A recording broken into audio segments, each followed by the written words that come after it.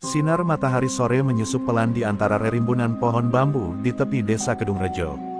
Di atas tanah basah yang masih menyimpan jejak hujan semalam, seorang wanita berjubah hitam turun dari mobil pickup tua yang berdebu.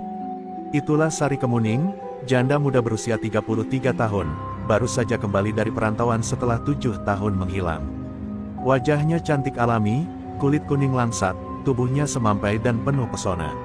Namun matanya menyimpan kabut luka, kenangan tentang suaminya yang meninggal dalam kecelakaan misterius di kota, dan kini, ia kembali ke desa untuk mengambil alih warisan satu-satunya, kolam ikan milik mendiang ayahnya.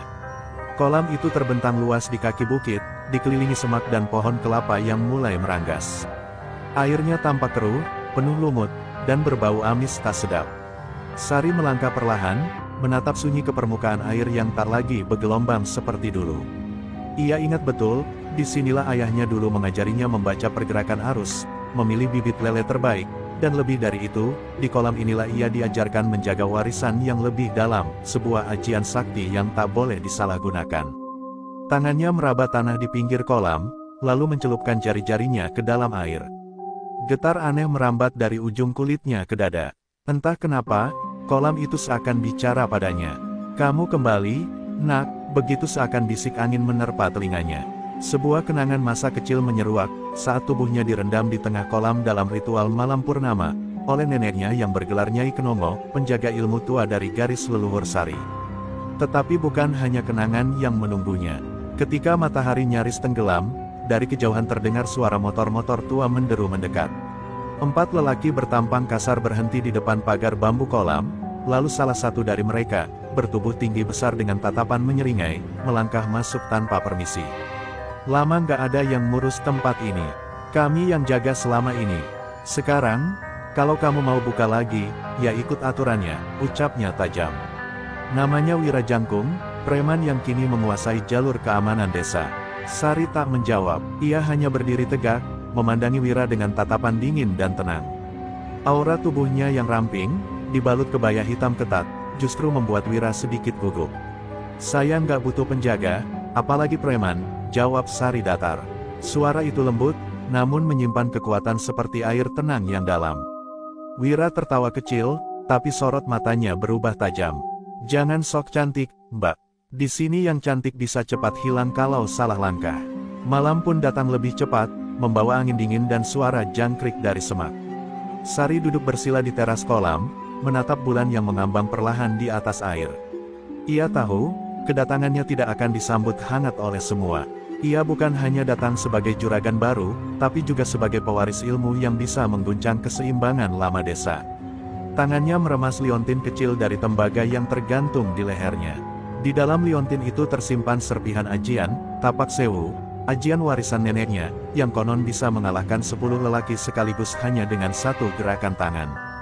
Di balik keseksiannya, Sari menyimpan sesuatu yang bahkan para preman tak pernah bayangkan. Tapi ia tak akan gegabah menggunakannya. Belum saatnya, karena malam ini, ia hanya ingin tidur dalam sunyi, mendengar suara air kolam yang bergelombang pelan, seolah berbisik padanya, "Bersiaplah, warisanku akan kau uji, dengan darah." Pagi di desa Kedungrejo dimulai dengan kabut tipis yang menggantung rendah di atas permukaan kolam. Sari sudah berdiri di tepi air, mengenakan kain batik dan kebaya lengan pendek yang membentuk tubuhnya dengan anggun. Ia memeriksa jaring-jaring ikan yang sempat ia pasang semalam. Sesekali, ia mencatat sesuatu di buku catatannya. Tapi di balik kesibukan itu, pikirannya masih bergulat dengan ancaman Wira Jangkung semalam. Ia tahu, lelaki itu tak akan diam begitu saja. Dunia preman tak mengenal kata penolakan dari perempuan, apalagi dari perempuan seindah dirinya. Sekitar pukul 9 pagi, suara motor kembali terdengar, kali ini hanya satu. Dari balik pagar bambu, Wira muncul sendiri, mengenakan jaket kulit dan celana jeans sobek. Senyumnya mengembang, tapi matanya menyimpan niat tak baik. "Pagi, Mbak Sari. Tumben pagi-pagi udah kerja. Keren juga juragan kolam yang langsung turun tangan begini," katanya sambil menyandarkan tubuhnya di pagar, memandang Sari dari kepala sampai kaki tanpa malu-malu. Sari menoleh sebentar, lalu kembali sibuk dengan ember berisi pakan ikan. "Kalau nggak kerja, nanti ikannya mati, Mas," jawabnya datar. Tapi Wira tak mundur. Ia melangkah masuk, berjalan pelan mendekatinya. "Gini, Mbak, daripada capek-capek sendiri, kenapa nggak kita kerja sama aja? Kamu yang punya kolam, aku yang jaga. Kamu aman, kolammu aman. Kamu juga, bisa aku jaga baik-baik." Sari berdiri tegak, menatap mata Wira dengan sorot penuh tajam.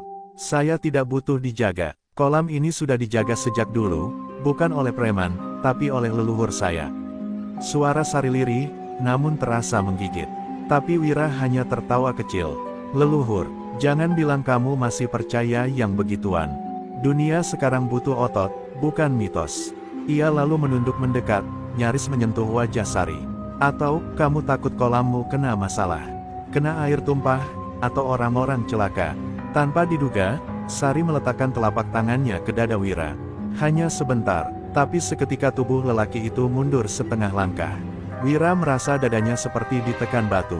Sesuatu mengalir dari sentuhan itu, dingin, berat, dan menusuk. "Kalau kamu sentuh aku lagi, mungkin tanganmu yang akan kena duluan," bisik Sari pelan.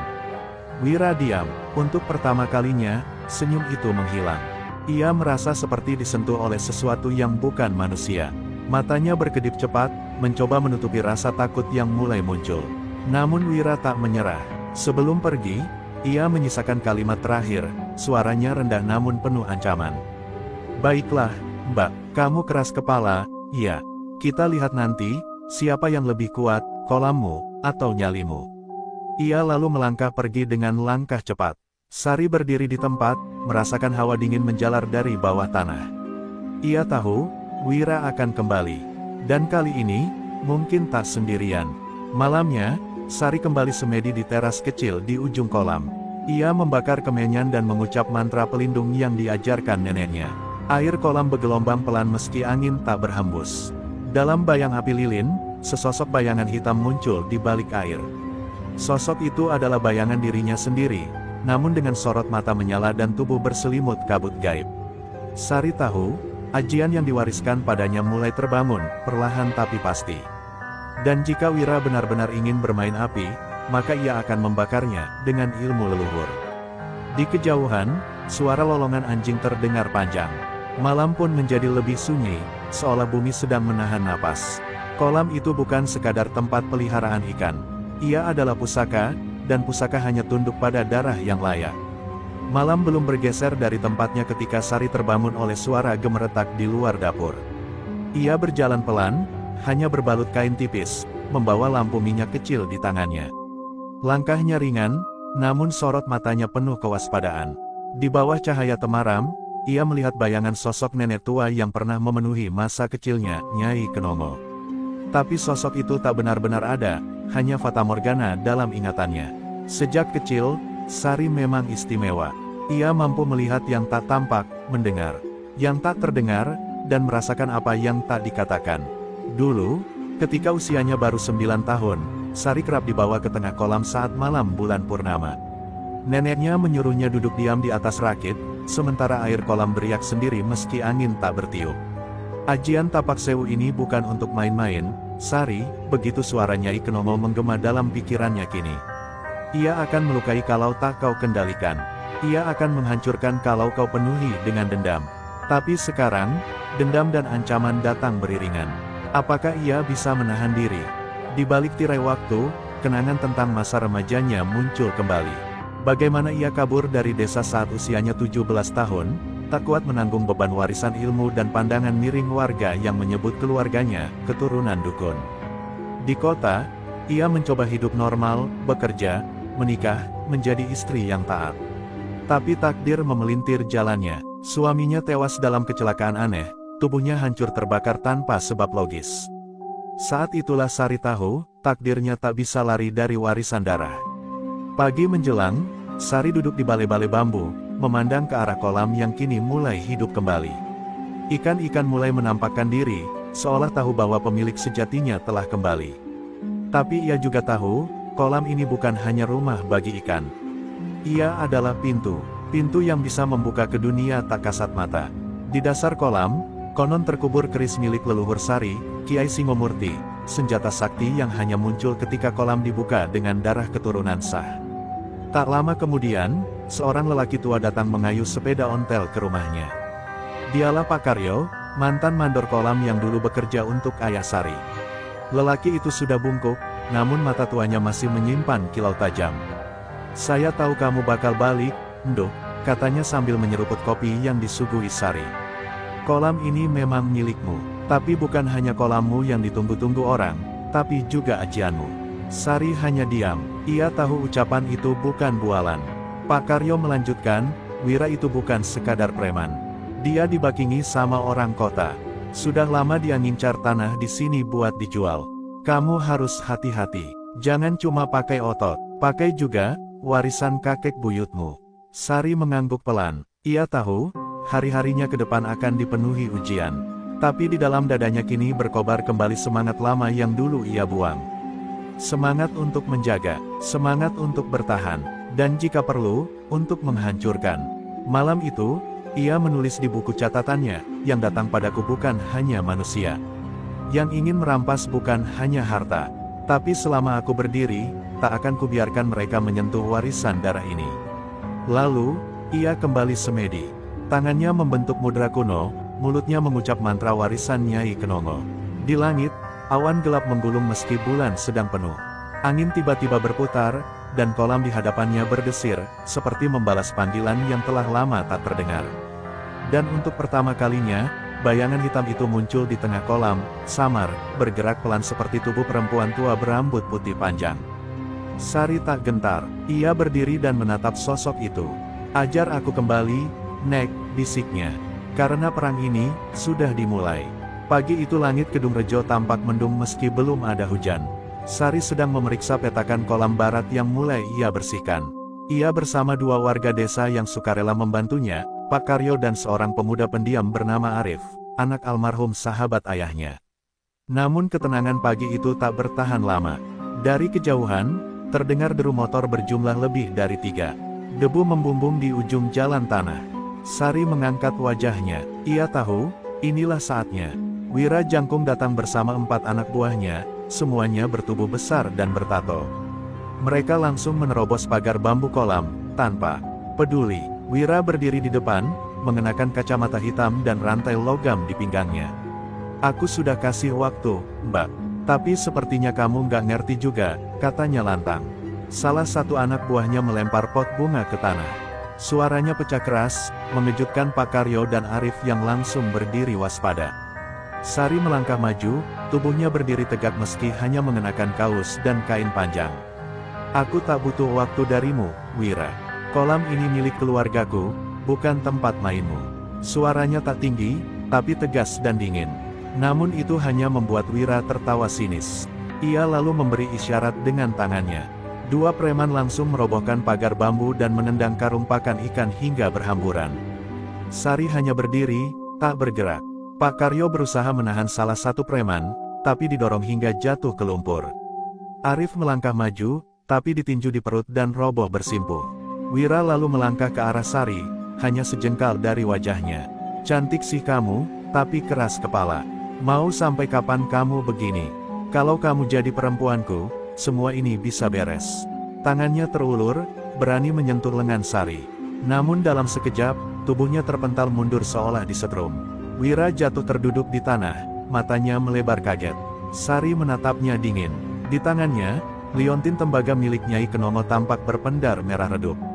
Udara di sekitar kolam berubah. Angin mendadak berputar, permukaan air kolam mulai bergolak pelan. Tanpa berkata sepatah kata pun, Sari mengangkat tangannya, lalu menggenggam udara seolah menggenggam sesuatu tak terlihat. Tiba-tiba, seekor ikan lele besar melompat dari kolam, menghantam salah satu preman dan membuatnya jatuh terguling. Wira bangkit dengan wajah marah. "Kamu main dukun?" "Iya." "Ini belum selesai," teriaknya. Ia memanggil anak buahnya untuk mundur. Tapi sebelum mereka naik motor, Sari mengucapkan satu kalimat dengan suara datar, nyaris tak terdengar, "Sekali lagi kau sentuh kolam ini tanpa restu, airnya sendiri yang akan menyeretmu." Wira menoleh, tapi tak berkata apa-apa. Tatapannya kini bukan hanya marah, tapi juga takut. Mereka pergi, namun jelas, ini belum akhir. Setelah kepergian mereka, Pak Karyo berdiri dengan susah payah. "Kamu sudah bangunkan kolam, Nduk," katanya pelan. Arif masih terbatuk lemah, tapi matanya tak lepas dari Sari yang kini berdiri membelakangi kolam. Kalau airnya sudah bangun, berarti penjaganya juga sudah dibangkitkan, gumam Pak Karyo. Sari tahu, ini bukan tentang Wira semata, tapi tentang siapa yang ada di baliknya, dan siapa yang akan datang setelahnya. Perang warisan dan tanah ini, baru saja mulai memperlihatkan taringnya. Malam itu hujan turun tanpa suara petir, hanya gemuruh lembut seperti ratapan langit yang tertahan. Sari duduk di dalam rumah panggung kecilnya, menatap bara api di tungku yang hampir padam. Pikirannya berat, tubuhnya letih, tapi matanya belum bisa terpejam. Peristiwa siang tadi berulang-ulang terputar di benaknya, Wira yang terpental, kolam yang bergolak, dan ikan lele besar yang melompat seperti dipanggil oleh kekuatan tak terlihat. Tapi yang membuat hatinya lebih gundah adalah, sensasi aneh yang ia rasakan sesaat setelah mengaktifkan liontin tembaga warisan Nyai Kenongo. Ada sesuatu yang ikut terbangun. Akhirnya, Sari tertidur di balai-balai bambu, masih dengan pakaian lengkap. Tapi tidurnya tidak tenang. Dalam mimpinya, ia berdiri di tengah kolam yang kini berubah menjadi genangan darah. Langit di atasnya merah pekat seperti senja yang tercekik. Dari dasar kolam, muncul tangan-tangan hitam yang mencoba meraih kakinya, menariknya ke dalam. Ia berteriak, tapi tak ada suara keluar. Di seberang kolam berdiri sosok nenek tua berambut putih, wajahnya rusak setengah, matanya menyala merah. Itu bukan Nyai Kenongo, tapi sosok lain yang menyerupai, jahat, buas, dan haus darah. Sosok itu berkata tanpa membuka mulut, "Kau bangunkan penjaga," tapi juga membangunkan yang terbuang. Lalu kolam darah itu mendidih, tangan-tangan itu mencengkeram perutnya, dan dalam sekejap tubuh Sari seperti terpecah menjadi dua, satu putih bersinar, satu lagi hitam gelap. Ia terbangun sambil menjerit, keringat membasahi wajah dan bajunya. Nafasnya terengah. Di luar, suara kodok dan jangkrik mendadak berhenti. Seolah dunia tahu bahwa mimpi itu bukan mimpi biasa, itu adalah pesan.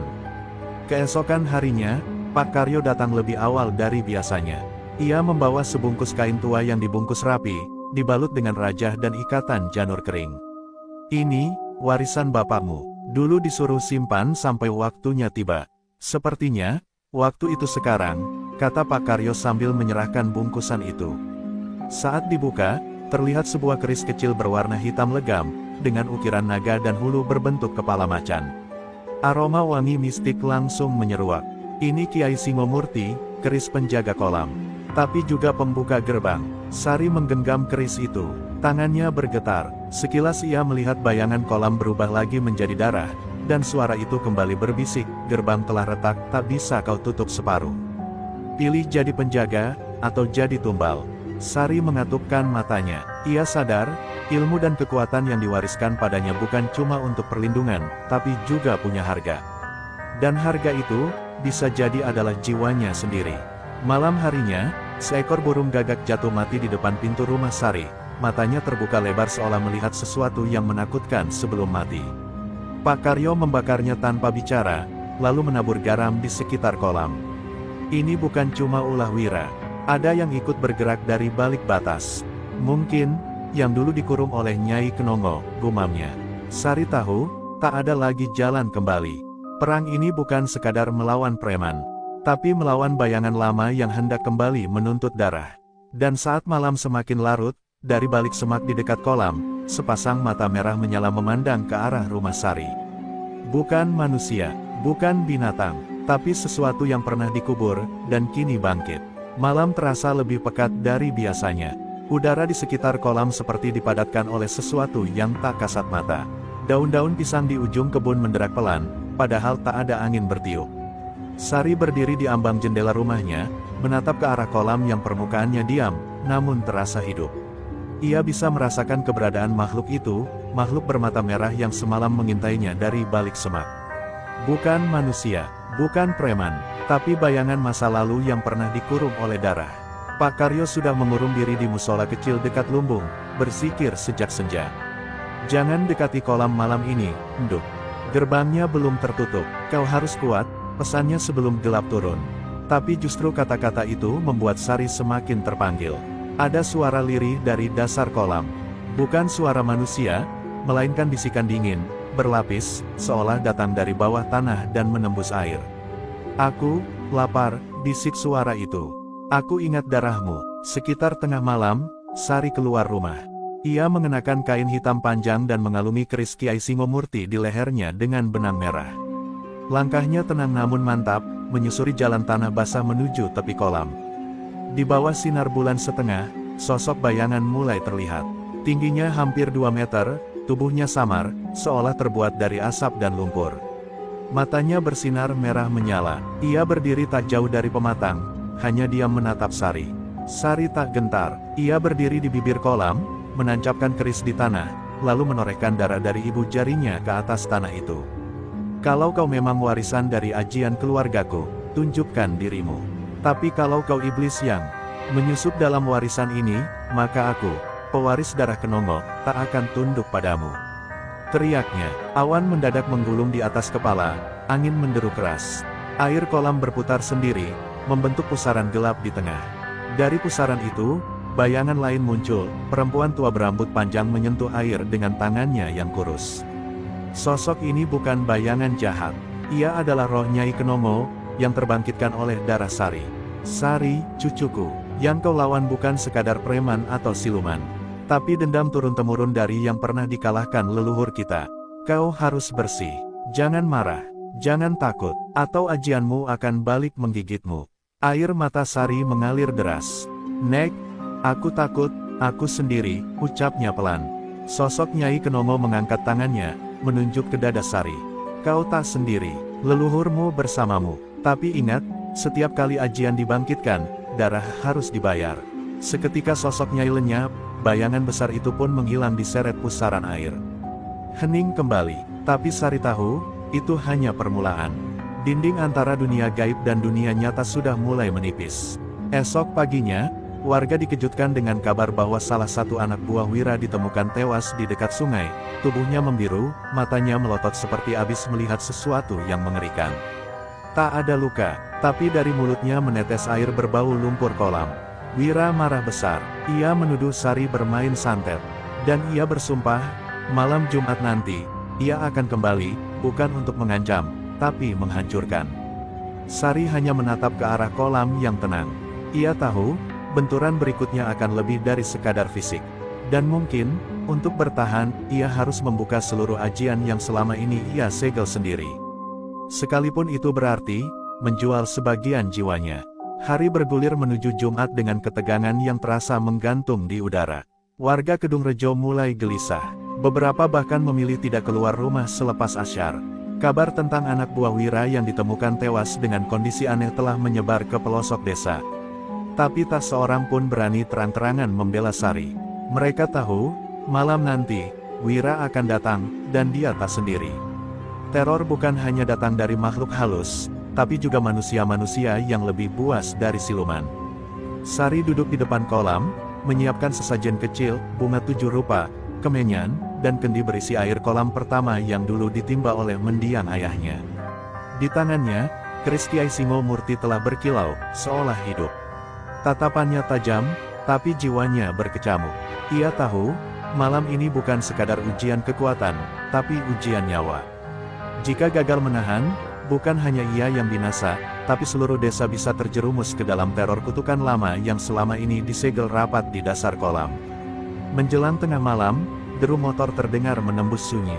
Lampu-lampu padam seketika, seperti tunduk pada kegelapan yang datang. Wira muncul bersama 6 preman bertubuh besar, membawa celurit dan obor. Keluar, Sari, teriak Wira. Suaranya menggema di antara kolam dan sawah.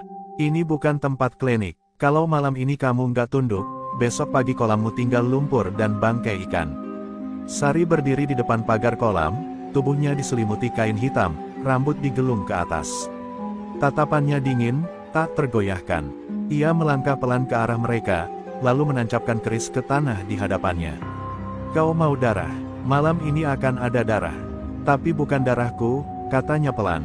Salah satu preman maju, mengayunkan celurit ke arah Sari. Tapi sebelum sempat menyentuh, tubuhnya terpental ke belakang, terbakar oleh cahaya merah menyala dari dalam tanah. Ajian tapak geni telah dilepaskan. Wira tersentak. Ia mulai sadar bahwa yang dihadapinya bukan perempuan biasa. Tapi amarah dan egonya sudah terlalu besar.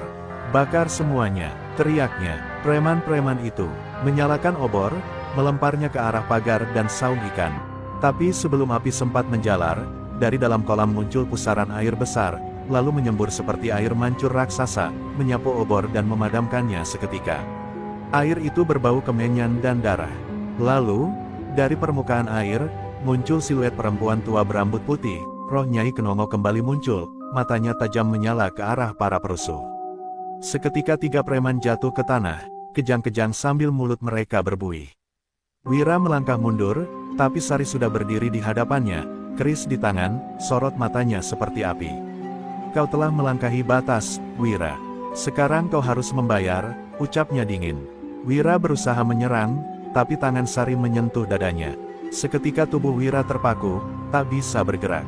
Matanya membelalak melihat sosok Nyai Kenongo melayang di belakang Sari. Tangisan terdengar dari kejauhan, entah dari warga yang mengintip di balik jendela, atau dari langit yang kini kembali diguyur gerimis halus. Tubuh Wira jatuh bersimpuh, lalu roboh, pingsan. 3 preman lainnya lari terbirit-birit ke arah jalan utama. Sari berdiri diam, napasnya terengah, tapi wajahnya tak menunjukkan kepuasan. Ia justru tampak sedih, karena ia tahu, kemenangan malam ini bukan akhir. Roh jahat yang selama ini tersegel, kini sudah mencium bau darah. Pagi menyingsing di atas Kedung Rejo, tapi suasananya tak cerah. Kabut tebal menggantung di atas kolam milik Sari, seperti tak rela melepaskan malam yang penuh darah dan kutukan.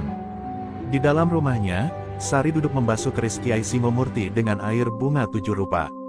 Tangannya gemetar, meski Wira berhasil dilumpuhkan dan para preman kocar-kacir, ia tahu, ada sesuatu yang lebih gelap telah terbangun dari dasar kolam. Kemenangan semalam terasa semu, seperti membuka pintu yang seharusnya tetap terkunci. Pak Karyo datang pagi itu membawa kabar buruk. Tadi subuh, air sumur di ujung kampung berubah keruh dan berbau amis. Lalu ada 2 anak kecil yang kesurupan, mereka mengigau soal perempuan berambut api yang bangkit dari dasar lumpur. Sari hanya mengangguk pelan. Ia tak terkejut, semenjak pusaran air muncul dan roh Nyai Kenongo menampakkan diri, batas dunia nyata dan gaib memang mulai kabur. Dendam lama yang dulu dikurung di bawah kolam, perlahan menembus permukaan. Di berkas lama milik ayahnya, Sari menemukan sesuatu yang selama ini tersembunyi, selembar kertas lontar yang disegel lilin hitam. Dengan hati-hati, ia membacanya bersama Pak Karyo. Isinya adalah catatan kutukan dari masa penjajahan. Ternyata, kolam itu dulunya adalah tempat eksekusi bagi para dukun pemberontak yang menolak tunduk pada Belanda. Salah satu dari mereka, Mbok Randa Gendis, dihukum mati karena dianggap membangkitkan ilmu hitam dan memanggil Banaspati. Sebelum nyawanya direnggut, ia bersumpah akan membalas dari dasar bumi, dengan darah keturunan pengkhianat. Dan Sari, adalah keturunan pengkhianat itu. Leluhur Sari, konon, adalah murid dari Mbok Randa Gendis yang membocorkan rahasia ajian pada serdadu Belanda demi keselamatan keluarganya. Maka sejak saat itu, keluarga Sari dihantui karma keturunan, harus menjaga kolam itu dengan darahnya sendiri. Jika tak kuat, roh Gendis akan bangkit, menuntut balas. Kamu bukan cuma pewaris ajian, Nduk, ujar Pak Karyo lirih. Kamu juga pewaris kutukan. Malam harinya, suara tangisan terdengar dari dasar kolam. Bukan suara anak kecil, bukan pula binatang. Tapi tangisan perempuan tua, parau, panjang, dan menyayat. Air kolam mulai bergolak sendiri meski tak ada angin. Ikan-ikan besar melompat tak karuan, seolah ketakutan. Di langit, bulan tampak separuh merah, seperti mata raksasa yang mengintip dunia manusia. Sari berdiri di tepi kolam, mengenakan kain putih dan membakar kemenyan. Kalau kau ingin darahku, keluarlah. Jangan ganggu yang tak bersalah, bisiknya. Namun yang muncul bukan Mbok Randa Gendis, melainkan bayangan hitam menyerupai tubuh Sari sendiri, tapi bermata merah dan berambut api. Bayangan itu tersenyum miring, lalu berkata dalam suara serak yang mengerikan, kau pikir bisa menahan aku selamanya. Ajianmu kuat, tapi jiwamu mulai retak. Bayangan itu lalu lenyap ke dalam pusaran air, meninggalkan bau belerang dan bunga bangkai. Sari terjatuh berlutut. Untuk pertama kalinya, ia benar-benar merasa takut. Pak Karyo menemukan Sari tergeletak di pinggir kolam menjelang subuh. Napasnya masih ada, tapi tubuhnya dingin seperti batu.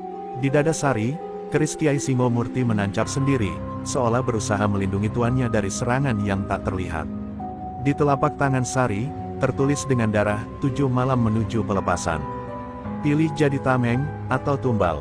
Pak Karyo gemetar membaca pesan itu. Ia sadar, waktu mereka tinggal sedikit.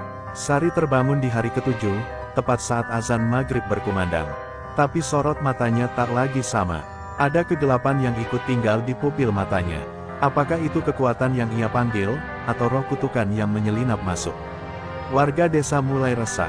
Dan malam ketujuh, sudah menunggu di ambang. Malam ketujuh datang dengan keheningan yang menakutkan. Tidak ada jangkrik, tidak ada angin. Langit seperti ditutup oleh selimut kelabu yang berat. Di tengah kolam, pusaran kecil mulai muncul, pelan, nyaris tak terlihat, namun cukup untuk membuat permukaan air bergetar. Warga desa menutup pintu rapat-rapat, menyisipkan bawang putih dan garam di ambang jendela. Semua tahu, malam ini bukan malam biasa. Ini malam saat gerbang antara dunia hidup dan dunia terkutuk terbuka. Di dalam rumah panggungnya, Sari duduk di depan cermin. Ia menatap bayangannya sendiri, tapi yang ia lihat adalah dua sosok, dirinya, dan bayangan berambut api yang mulai menyatu di balik matanya. Sejak bangun dari pingsan, ia seperti hidup dalam dua dunia. Kadang tubuhnya ringan dan dingin, kadang panas seperti terbakar dari dalam. Pak Karyo tak berani mendekat. Kau sedang diserap, Nduk, katanya pelan. Kalau kau tak kuat menjaga batas, jiwamu akan digantikan oleh kutukan itu. Sari menggenggam keris Kiai Simo Murti erat-erat. Ia tahu waktunya hampir habis. Tapi ia juga sadar, kutukan ini tak bisa dilawan sendirian. Ia harus masuk ke dasar kolam, tempat roh Mbok Randa Gendis dikurung selama puluhan tahun, dan menutup gerbang dari dalam. Ritual itu tak bisa dilakukan siapapun kecuali darah keturunan yang sah, dan ia adalah satu-satunya yang tersisa. Ia mengenakan kain putih warisan ibunya, memulas wajahnya dengan bunga kantil dan kunyit, lalu melangkah keluar rumah menuju kolam, diiringi isak tangis pelan Pak Karyo. Di pematang, api obor menyala sendiri. Angin mulai berputar, tanah retak-retak di sekeliling kolam, seperti membuka rahim lama yang ingin melahirkan kembali kutukan purba. Sari berdiri di tepi air, lalu perlahan masuk ke dalamnya. Tak ada rasa dingin, air terasa seperti kabut, menelan tubuhnya hingga tenggelam seluruhnya. Di dalam, ia tak tenggelam. Ia melayang, seperti berjalan di lorong hitam berlendir, penuh suara-suara menjerit dan menangis. Di ujung lorong itu, berdiri sosok hitam besar, Mbok Randa Gendis.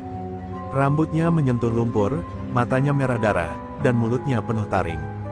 Akhirnya, kau datang sendiri, darah pengkhianat, desisnya. Sari menegakkan badan, menahan rasa takut yang menjerat dada. Kalau aku harus jadi tumbal, ambil nyawaku. Tapi jangan ganggu desa ini lagi. Tapi Gendis hanya tertawa keras. Kau tak cukup kuat untuk jadi tumbal. Tapi cukup sempurna untuk jadi wadahku. Lalu roh Gendis menerjang masuk ke tubuh Sari. Ledakan cahaya merah terjadi, dan air kolam di dunia nyata mulai mendidih. Di permukaan, warga yang sempat mengintip dari kejauhan melihat kolam seperti terbakar dari dalam. Gelembung lumpur besar muncul satu persatu, disertai suara tangisan perempuan dan raungan anjing. Pak Karyo bersujud di tanah, membaca doa-doa lama yang diwarisi dari pesantren tua.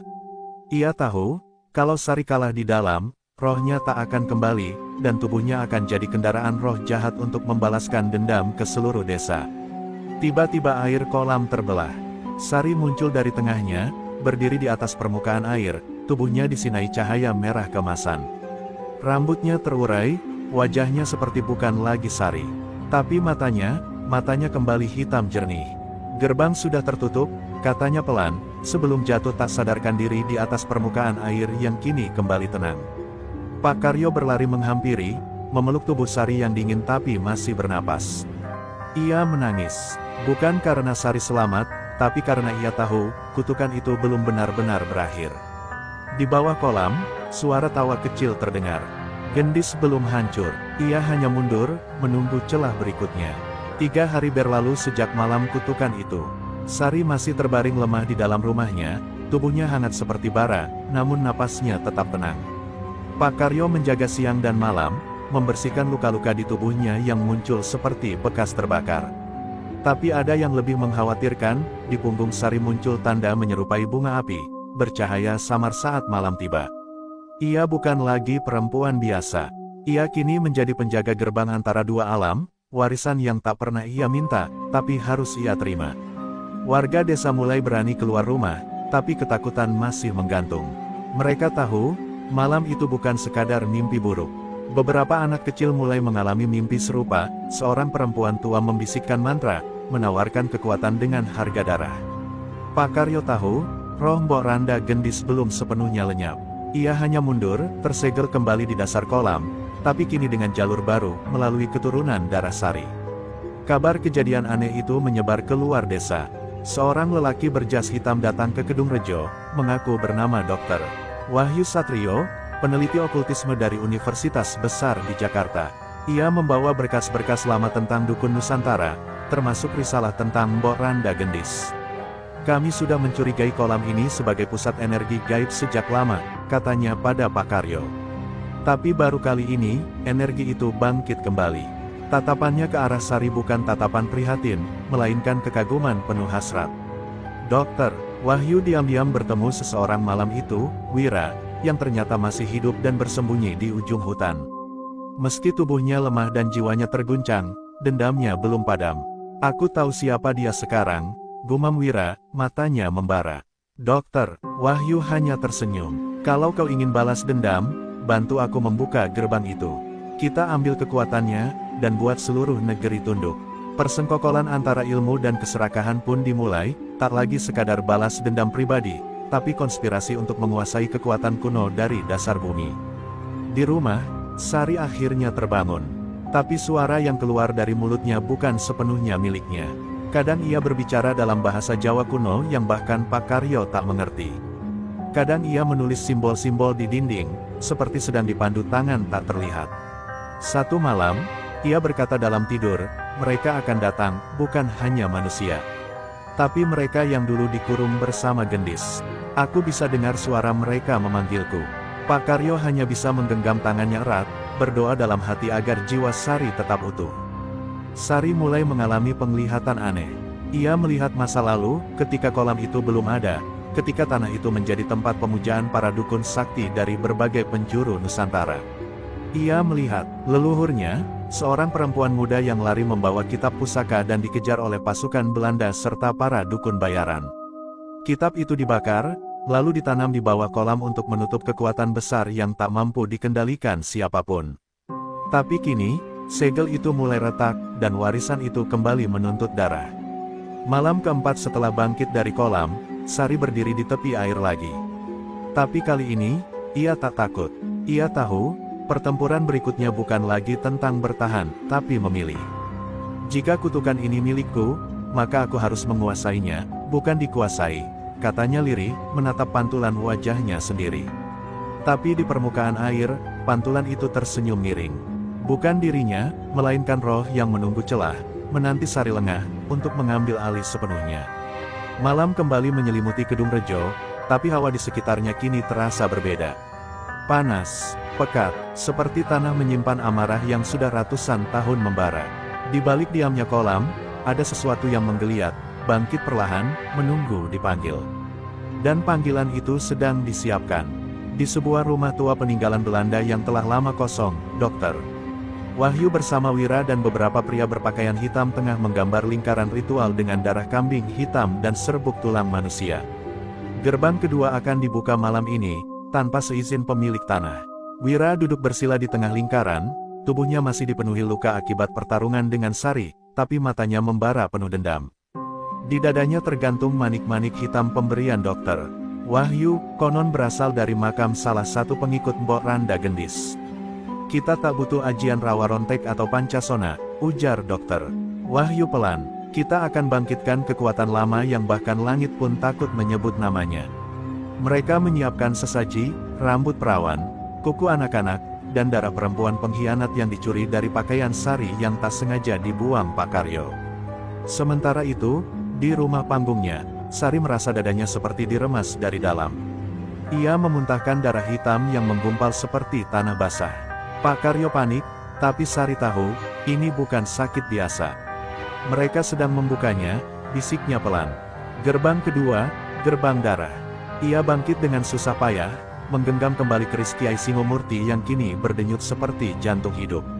Kalau mereka berhasil, bukan cuma aku yang hancur, tapi semua tanah ini akan tenggelam dalam kutukan. Malam itu juga, Sari melakukan ritual pemanggilan leluhur di tengah pematang sawah. Ia duduk bersila, membakar menyan dan membaca mantra yang diwariskan ibunya dalam keadaan sekarat. Perlahan, bayangan-bayangan muncul di sekelilingnya, leluhur perempuan dari garis darahnya. Ada yang memakai kemben, ada yang berwajah setengah harimau, dan ada pula yang tak bermuka. Mereka semua mengelilingi Sari dan menyatu dalam satu tubuh. Mata Sari berubah putih bersih. Ia tak lagi manusia biasa. Ia adalah penjaga darah terakhir. Di rumah tua tempat ritual berlangsung, Wira mulai meracau. Darah yang ia minum mendidih, urat-uratnya menonjol seperti ular hidup di bawah kulit. Aku bisa rasakan dia, roh itu.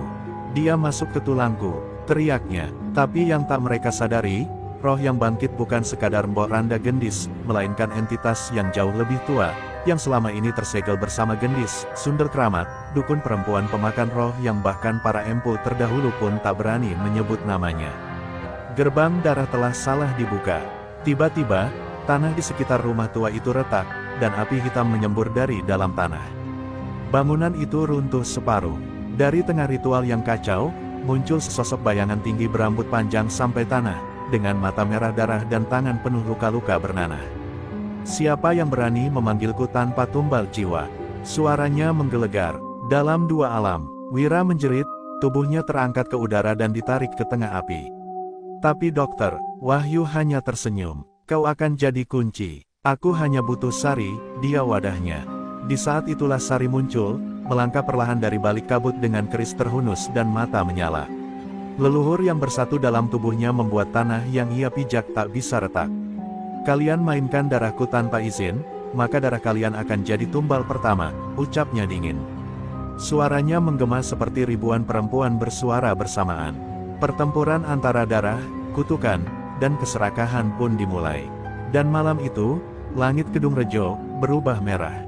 Asap hitam membubung dari reruntuhan rumah tua yang kini menjadi altar darah. Di tengah kepulan debu dan kobaran api gaib, dua sosok berdiri saling berhadapan, Sari, dengan keris Kiai Singomurti yang kini bersinar merah keemasan, dan sosok tinggi berambut api, Sundel Kramat, entitas jahat dari zaman kuno yang kembali bangkit lewat ritual yang disesatkan oleh dokter. Wahyu, angin berhenti, waktu seakan membeku, tapi di dada Sari, detak jantungnya justru semakin kuat, bukan karena takut, tapi karena warisan darahnya kini mencapai puncak. Jangan kau pikir tubuhmu cukup kuat menampungku, anak durhaka, desis Sundel Kramat. Suaranya menggema seperti ribuan perempuan menangis. Sari hanya mengangkat dagu, tatapannya tajam. Aku bukan wadahmu. Aku adalah musuh yang dikutuk untuk melawanmu. Darah yang kau incar, bukan darah lemah. Ini darah leluhur tanah yang menguburmu. Dengan satu ayunan keris, api di sekeliling mereka terbelah, dan semburat cahaya putih membentuk lingkaran pelindung di sekitar tubuh Sari. Dokter, Wahyu, yang menyaksikan dari balik reruntuhan, mulai panik. Semua di luar kendalinya. Ia tak menduga Sundel Kramat akan bangkit sepenuhnya tanpa kendali. Wira, yang setengah mati di sudut ruangan, memohon ampun dengan suara serak, tapi roh jahat itu menoleh kepadanya dan mencakar dadanya dengan kuku hitam panjang. Tubuh Wira terbakar dari dalam, lalu meledak menjadi debu. Kau tak layak jadi tumbal, geram Sundel Kramat. Ia kini menatap Sari dengan mata haus, dan tanah mulai bergetar lagi. Sari bersiap. Ia membaca mantra dengan suara yang keluar dari dada, bukan dari mulutnya. Mantra warisan ibunya, dicampur ajaran pesantren dari Pak Karyo, dan kekuatan para leluhur yang kini menyatu dalam dirinya. Lingkaran cahaya menguat, dan dari dalam tanah, akar-akar menjalar naik, membelit kaki Sundel Kramat. Tapi roh tua itu tertawa, dan dengan satu raungan, ia menyemburkan api ke arah langit, membakar pepohonan sekitar. Kau pikir akar bisa menahan api yang membakar dunia? Teriaknya. Namun Sari telah berubah. Api itu tak membakar kulitnya, justru menyatu ke dalam tubuhnya, mengalir di nadi-nadinya. Warisan darahnya bukan hanya dari tanah, tapi juga dari api.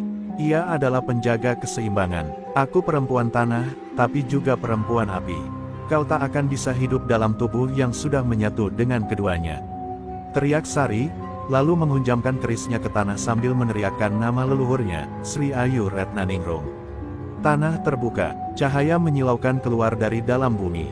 Sundel Keramat menjerit keras, tubuhnya mulai hancur, bagian demi bagian meleleh seperti lilin terkena matahari. Tapi di saat terakhir, ia melompat ke arah Sari, berusaha memeluk dan memasuki tubuhnya. Dalam benturan dahsyat, keduanya terhisap ke dalam pusaran cahaya yang meledak ke langit, menggetarkan bumi dan membuat malam tampak seperti siang. Lalu, semuanya sunyi. Ketika debu mereda, hanya ada satu sosok yang tersisa di tengah tanah hangus. Sari berdiri dengan napas terengah, tubuhnya bersinar lembut. Tapi matanya berubah, tak lagi sepenuhnya manusia. Ia kini adalah penjaga gerbang yang baru, perempuan yang menyatu dengan tanah dan api. Pelindung terakhir antara dunia manusia dan dunia kegelapan. Di kejauhan, Pak Karyo menangis dalam sujudnya, menyadari bahwa cucunya bukan lagi milik dunia ini sepenuhnya. Pagi menyingsing perlahan di Kedung Rejo, namun cahaya mentari tampak enggan menyentuh tanah yang baru saja dilalui badai gaib. Di tengah tanah gosong dan pepohonan yang hangus, Sari berdiri terpaku. Nafasnya masih ada, tapi jiwanya terasa melayang. Ia mendengar suara-suara samar dari dunia yang tak kasat mata, bisikan para leluhur, tangisan roh-roh korban masa lalu, dan gema kutukan yang belum sepenuhnya padam. Meski Sundel Keramat telah lenyap, bekas cengkeramannya masih membekas di dada Sari. Bukan luka, tapi jejak. Pak Karyo datang berlari, lututnya gemetar. Ia memeluk Sari dengan penuh tangis, namun perempuan itu hanya diam. Matanya kosong, seolah memandang dua alam sekaligus. "Cucuku, pulanglah, kamu sudah menang," bisik Pak Karyo. Tapi Sari tak menjawab, ia hanya menatap jauh ke arah kolam yang kini tampak tenang, terlalu tenang. Ia tahu, air itu masih menyimpan sisa-sisa energi gelap, dan dirinya kini adalah bagian dari siklus itu. Menang bukan berarti bebas, menang bisa berarti terikat. Desa kembali beraktivitas, tapi dengan bisik-bisik dan ketakutan yang masih tersisa. Orang-orang mulai menyadari bahwa Sari bukan lagi sekadar janda cantik juragan kolam ikan. Ia kini menjadi semacam penjaga gaib, orang yang dihormati, tapi juga ditakuti. Anak-anak tak berani mendekat. Beberapa orang mulai meninggalkan desa. Bahkan kepala dusun mengirim surat ke kota, memohon agar masalah gaib Kedung Rejo bisa ditangani oleh pihak berwenang. Tapi siapa yang berani datang, setelah api dari neraka sendiri menyala di tanah itu? Sari mulai menarik diri. Ia tidur hanya 1 jam sehari, dan sisanya ia habiskan duduk menghadap kolam. Ia tak makan nasi, hanya minum air kolam dan daun sirih. Rambutnya tumbuh semakin panjang, matanya selalu memerah saat malam tiba. Ia bisa mendengar suara langkah dari bawah tanah, suara pintu gerbang gaib yang bergetar, seolah mencoba terbuka lagi. Ia sadar satu hal penting, kutukan tak pernah benar-benar berakhir. Ia hanya berpindah penjaga. Di dalam dirinya, kadang suara Sundel Keramat masih berbisik, seperti bayangan yang belum sepenuhnya sirna. "Kau telah membuka dirimu, dan aku telah meninggalkan bagian diriku di situ." Sari melawan suara itu dengan doa dan mantra, tapi malam demi malam, ia harus bertarung dengan dirinya sendiri agar tidak kehilangan kewarasan. Ia mulai menulis aksara-aksara kuno di dinding rumahnya, membentuk lingkaran-lingkaran pelindung agar roh jahat tak masuk lagi. Tapi ia tahu, perlindungan terbaik bukanlah pagar gaib, melainkan kekuatan niat dalam hatinya. Pak Karyo hanya bisa menyaksikan cucunya menjelma menjadi sosok lain, dengan air mata yang tak bisa lagi mengalir. Ia mengingat Sari kecil yang dulu tertawa sambil bermain lumpur di kolam, kini menjadi perempuan yang membisu dalam penjagaan abadi. "Kamu tak dilahirkan untuk memikul ini semua, nak," lirihnya. Tapi Sari menoleh pelan dan menjawab dengan suara parau, "Tapi aku adalah darah dari tanah ini. Dan tanah ini memilih aku, bukan orang lain." Malam keempat setelah pertarungan besar, seekor burung gagak hitam datang dan bertengger di atap rumah Sari. Suara gagaknya tak seperti biasa, seperti isyarat akan datangnya sesuatu yang lebih besar. Sari tahu, ancaman baru mungkin sedang tumbuh di tempat lain. Tapi kali ini, ia tak lagi perempuan yang takut. Ia adalah perempuan kutukan, penjaga gerbang, dan pewaris darah leluhur. Jalan kembali telah hilang, yang tersisa hanyalah jalan ke depan, menuju takdir yang lebih gelap. Langit Kedung Rejo mendung tanpa hujan, seolah langit pun ragu untuk menurunkan airnya ke tanah yang sudah dinodai darah dan api. Sari berdiri di tepi jalan desa dengan sebuah tas kecil dan keris Kiai Singomurti terselip di pinggang. Pak Karyo menatapnya dari kejauhan dengan mata sembab. Kemana kau akan pergi, Nduk? Tanyanya pelan. Sari tak menoleh. Ada sesuatu yang bangkit di selatan. Aku bisa merasakannya. Sundel Keramat bukan akhir. Ia hanya pintu pertama. Suaranya berat, bukan karena takut, tapi karena kesadaran bahwa penderitaan belum usai. Ia melangkah meninggalkan desa, melewati batas pepohonan yang dahulu menjadi tempat bermainnya saat kecil.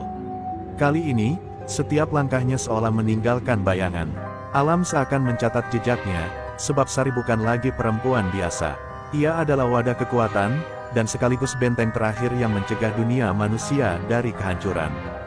Gagak hitam yang kemarin bertengger di atap rumahnya kini terbang mengitari kepalanya, menjadi penunjuk arah. Ia tahu, langkah berikutnya bukan menuju tempat, tapi menuju takdir yang lebih kelam. Perjalanan membawanya ke sebuah desa tua di pinggir hutan jati, tempat para penduduk hidup dalam ketakutan. Anak-anak menghilang, sumur mengering, dan suara tangisan perempuan terdengar setiap malam dari balik pepohonan. Penduduk percaya roh jahat dari masa lalu kembali bangkit. Tapi Sari tahu lebih dari itu. Ia bisa merasakan getar tanahnya, dan bau belerang samar di udara. Ini bukan sekadar gangguan gaib biasa, gumamnya. Ini, jejak dari neraka yang belum tertutup sepenuhnya. Di sebuah gubuk tua, Sari menemukan seorang dukun tua yang sedang sekarat. Perempuan renta itu tersenyum ketika melihat Sari. "Kamu datang juga, darahmu memang terikat pada tanah ini," katanya sebelum napas terakhirnya menghilang. Tapi sebelum mati, ia sempat menyerahkan gulungan lontar yang berisi mantra pengikat gerbang ketiga, pintu setan tanah merah. Di sanalah, kekuatan terakhir Sundel Keramat tersembunyi, menunggu tubuh baru yang bisa menampungnya secara utuh. Sari bermalam di tepi sungai, mempelajari lontar itu sambil bertarung melawan bisikan dari dalam dirinya. Kadang suara Sundel Keramat masih muncul, menjerat pikirannya. Tapi lebih dari itu, suara-suara baru mulai hadir, roh-roh korban yang memohon pertolongan, anak-anak yang menangis, dan perempuan-perempuan masa lalu yang dikorbankan untuk kekuasaan. Semua suara itu berkumpul di kepala Sari, menjadikannya wadah kesedihan yang tak tertampung. Namun justru itulah yang menguatkannya. Malam ketiga, tanah tempatnya duduk mendadak retak, dan api hitam menyembur dari dalam. Dari dalam celah, muncul tangan-tangan gaib yang hendak menariknya masuk. Tapi Sari berdiri tegak, mencabut kerisnya dan menggurat tanah dengan darahnya sendiri. "Darahku bukan milikmu, kembalilah ke lubang asalmu," teriaknya. Dalam sekejap, cahaya putih meledak dari tubuhnya dan menutup celah neraka itu kembali. Namun ia tahu, itu hanya percobaan. Gerbang ketiga sedang bersiap terbuka. Sebelum fajar, Sari menatap ke arah timur. Dalam penglihatannya, ia melihat bayangan sebuah padepokan tua di atas bukit batu merah, dikelilingi kabut pekat. Di sanalah gerbang ketiga berada. Dan untuk menutupnya, ia harus mengorbankan sesuatu yang tak pernah ia bayangkan, jiwanya sendiri. Tapi Sari tak gentar. "Jika aku harus menjadi api, maka aku akan membakar semua yang mengancam tanah ini," ucapnya lirih. Dengan langkah pasti, ia bergerak menuju neraka terakhir yang menantinya. Fajar belum menyingsing ketika Sari menapakkan kakinya di lereng bukit batu merah. Angin di sana dingin, menusuk hingga ke tulang, namun tak ada burung berkicau atau hewan malam yang bersuara. Semuanya sunyi, seperti menahan napas untuk menyaksikan pertarungan terakhir yang akan menentukan nasib tanah Jawa. Di puncak bukit itu berdiri padepokan tua, nyaris roboh namun masih memancarkan aura kelam yang pekat. Di sinilah, menurut lontar, gerbang ketiga berada, paling dalam, paling berbahaya, dan paling menyesatkan. Langkah Sari semakin berat, bukan karena lelah, tapi karena jiwanya mulai terkoyak. Suara-suara dari dunia gaib menggema makin nyaring, mengadu dirinya dengan dirinya sendiri. Ia melihat bayangan anaknya yang meninggal, memanggil dari balik kabut. Ia mendengar bisikan kekasih lamanya yang dulu mati dibunuh preman. Ia melihat ibunya, menangis, memohon agar Sari tidak melanjutkan. Tapi Sari tahu, semua itu bukan kenyataan. Itu adalah ujian terakhir dari gerbang kutukan, menggunakan cinta dan luka untuk memalingkan langkah sang penjaga. Di tengah pelataran padepokan, lubang besar seperti kawah menyemburkan asap hitam. Dari situ, muncul sesosok perempuan berwajah cantik tapi bermata api. Ia adalah Bayang Sari, bayangan yang lahir dari bagian tergelap jiwa Sari sendiri. "Kau ingin menutup gerbang, maka lawanlah aku, bagian dari dirimu yang paling kau benci," katanya dingin. Pertarungan pun dimulai. Tidak dengan pukulan, tapi dengan pengakuan dan penderitaan. Sari harus menghadapi rasa bersalah, kemarahan, dan dendam yang selama ini membara dalam hatinya. Keris Kiai Singomurti tak berkutik menghadapi Bayang Sari. Senjata sakti itu bahkan terpental, seolah tak mampu menembus daging yang terbuat dari jiwa. Sari terjatuh, tubuhnya lemas, dan Bayang Sari tertawa sambil menindih tubuhnya. Akhirnya, kau akan menyerah. Kau akan menjadi aku, dan aku akan membuka gerbang bagi mereka semua. Tapi tepat di saat itu, Sari memejamkan mata, menarik napas dalam-dalam, dan memaafkan dirinya sendiri. Aku bukan dewa, aku bukan orang suci, aku hanya perempuan yang mencoba menjaga apa yang seharusnya dijaga. Cahaya putih memancar dari dalam tubuhnya. Bukan karena mantra, bukan karena ajian sakti, tapi karena keikhlasan yang tak bisa dimanipulasi kegelapan. Bayang Sari menjerit, tubuhnya mulai hancur seperti kaca pecah diterpa cahaya mentari. Kawah api itu bergemuruh, dan dinding-dinding padepokan runtuh satu demi satu. Gerbang ketiga mulai menutup perlahan, tapi membutuhkan satu hal terakhir, tumbal dari jiwa yang telah menyentuh kegelapan dan tetap memilih cahaya. Sari menatap ke langit, lalu melangkah ke tengah kawah. Kalau harus ada yang tinggal menjaga, biar aku, bisiknya. Ia menusukkan keris ke dadanya sendiri, bukan untuk mati, tapi untuk mengunci tubuhnya sebagai segel hidup. Tanah berguncang, langit terbakar, dan jeritan ribuan roh terdengar dari segala arah. Namun dalam sekejap, semuanya lenyap. Padepokan runtuh total, kawah hilang, hanya sebuah batu nisan yang tersisa, dengan nama Sari terukir samar dan doa dari leluhur di bawahnya. Tahun-tahun berlalu, Kedung Rejo kembali damai. Kolam ikan milik Sari kini dikelola warga, dianggap suci dan dijaga bersama. Namun tiap malam Jumat Kliwon, kadang terlihat bayangan perempuan duduk di tepi kolam, rambutnya panjang, memandangi air diam-diam. Sebagian orang menyebutnya hantu, sebagian lagi menyebutnya penjaga. Tapi mereka yang tahu, hanya berdoa dalam hati, terima kasih, Ibu Penjaga. Semoga kutukan berhenti padamu, dan tak berpindah ke generasi kami.